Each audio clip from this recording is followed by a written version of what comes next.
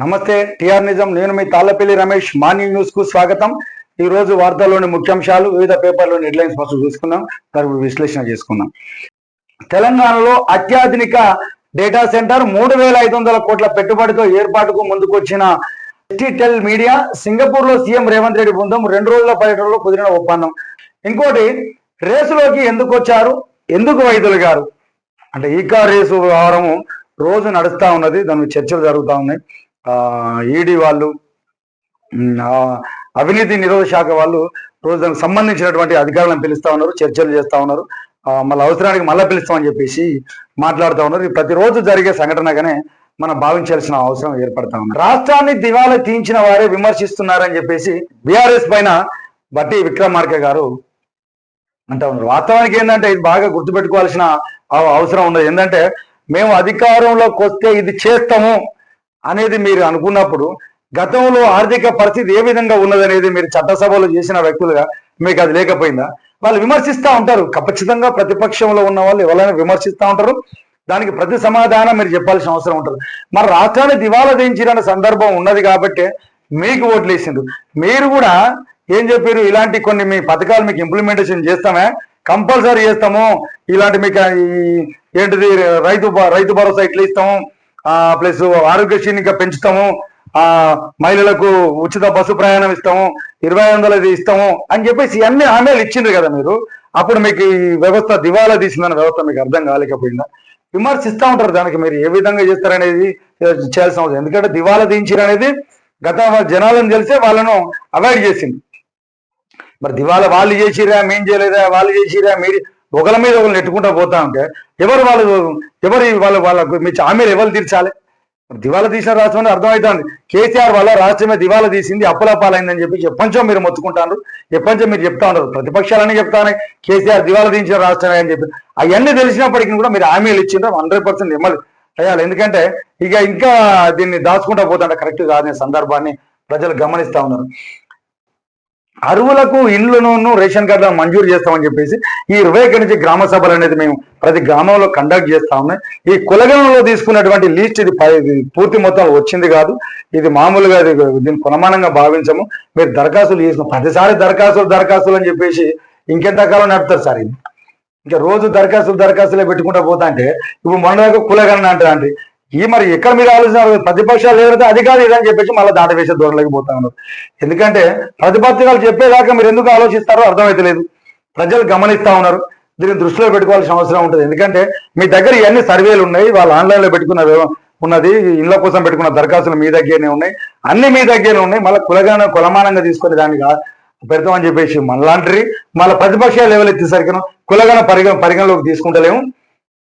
కులగణ అనేది తుది జాబితా కాదు, ఇది నిరంతర ప్రక్రియ అనేది. అన్ని నిరంతర ప్రక్రియ మీరు గవర్నమెంట్ ఉన్న రోజులు సంక్షేమ పథకాలు అమలు చేయాలి, నిరంతర ప్రక్రియ మీరు ఇవ్వాల్సినటువంటి అవసరం మీ పైన ఉన్నది.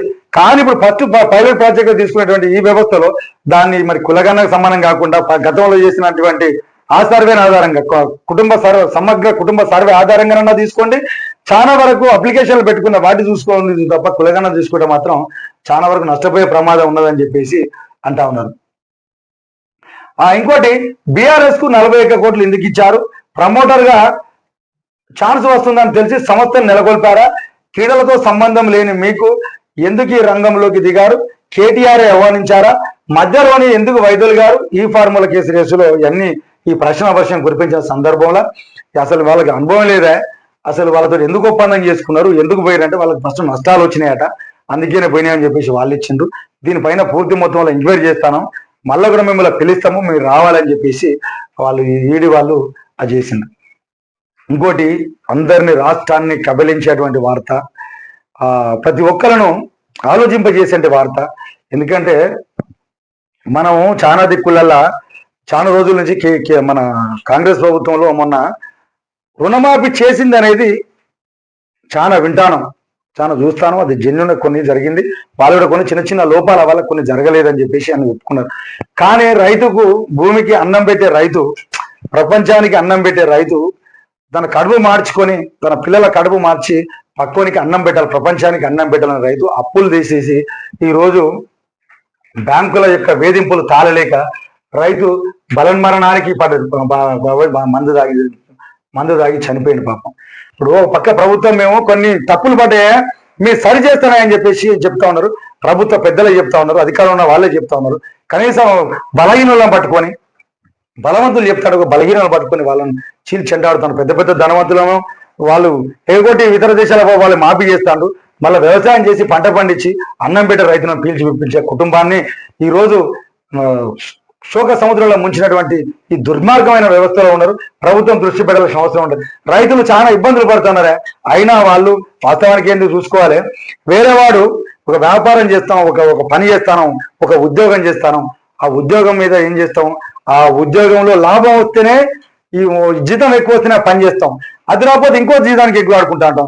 ఈ వ్యాపారం ఇది నష్టం వస్తే ఇంకో వ్యాపారం ఇంట్లో ఆడుతుంటాం. కానీ రైతు అట్లాంటి కాదే పాప, అన్నం పెట్టే రైతు లాభాలు ఆశించాడు, 10 మంది కడుపు నింపాలనే వ్యక్తి. నష్టపోయినా కూడా మళ్ళా అదే దానిపైన నష్టపెట్టి పిల్లలను కుటుంబాన్ని సాక్రిఫైస్ చేసి కనీసం అన్నం పెట్టకుండా, కనీసం మంచి బట్టలు కూడా కొనియలేని పరిస్థితులలో ప్రపంచానికి అన్నం పెట్టే రైతుని ఇలాంటి మీరు పీల్చి పిప్పి చేయడం అనేది మంచి లక్షణం కాదు. దీని ప్రభుత్వ పెద్దలు దృష్టి పెట్టాలి. ఎందుకంటే ప్రతిపక్షాలకి ఇది మీరు తావియొద్దు.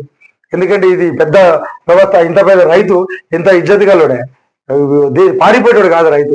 అప్పటికి ఒక 25,000 ఒక కిస్తీ మాఫీ కావడం కట్టలేకపోవడం వల్ల నువ్వు బలంగా చంపేసారు మీరు అంతా కలిసి.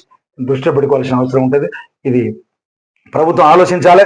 ప్రజలారా ఇప్పటికైనా కూడా మీరు చూడండి, మీకు ఇచ్చినటువంటి హామీలు నెరవేర్చకపోతే ప్రభుత్వం పైన తిరుగుబాటు చేయాల్సిన అవసరం మీ పైన ఎంతైనా ఉంటుంది. ఎందుకంటే వాళ్ళేదో ఇండ్లకి వెళ్ళి ఇస్తలేరు. ఈ ప్రభుత్వం ప్రజలు కట్టేటువంటి పన్నులనే అది మనకు కొన్ని